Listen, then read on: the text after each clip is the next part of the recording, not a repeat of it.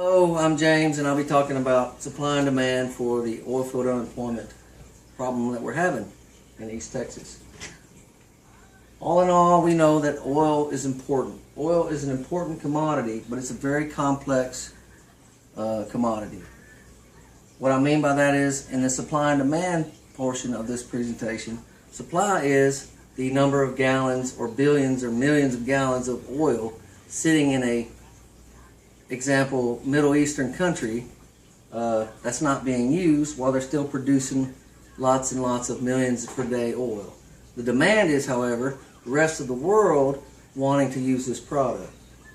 Simply put, supply is the commodity that's wanted, the demand is wanting the supply. Oil is one of the most important commodities. It's important because countries that have large controls or large portions of the oil seem to be able to manipulate the prices, like Saudi Arabia, which I'll talk about later on. Supply and demand is the key issues why prices go up and down. It's the main issue, but there are other factors, like what I just said about countries like Saudi Arabia, the OPEC countries. They have large supplies of it. Other factors that help determine oil prices, or prices at the pump, if you will, are investors and consumers. The more we demand of a product, the less of the product is, the price goes up. The more product we don't have, or you know what I'm saying, the more you demand something, if it doesn't have a big enough supply, prices go up. If there's an oversupply, like there is in OPEC countries, prices stay down. America is the number one consumer of oil, consuming 18.8 million barrels per day, roughly 20 million barrels per day, according to the U.S. Energy Information Agency. And having so much of an oversupply in Middle Eastern countries, even America has a stash of oil.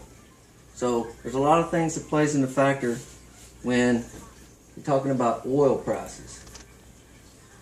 According to Alex Lawler, a writer from Reuters, Saudi Arabia has so much oversupply, and they keep it so they can gain and keep their share of the market, the oil market, the world market. That's how they keep the prices down in America. Because as he says, demand isn't strong enough to absorb the entire oversupply. And that's how Saudi Arabia and other OPEC countries keep the prices and are able to manipulate the prices. OPEC oil supply has jumped to its highest this past March since October, because Iraq's exports have rebounded, etc., etc., etc.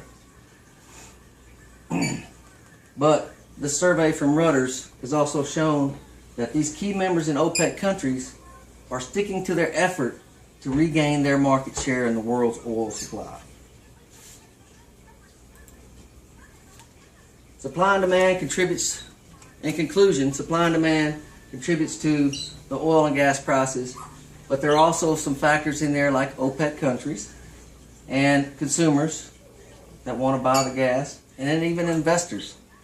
So supply and demand being one of the key factors in the prices of oil, there are other things that contribute to the prices going up and down. And then this next slide shows significantly how many layoffs around this area, and not just in Texas but all over the country. The number of layoffs, 9,000 Schlumberger, 8,000 Weatherford, and on and on and on. That's having a big effect on East Texas and families in East Texas, just those layoffs. And that's just a few short weeks ago. I'm sure there are more layoffs than that right now, currently. That is my presentation of supply and demand, and I'll be followed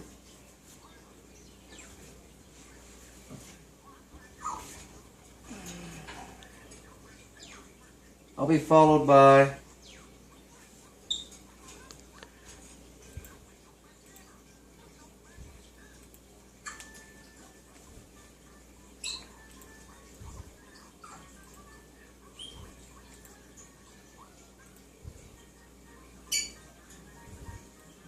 Christina Gladwell. Thank you. How many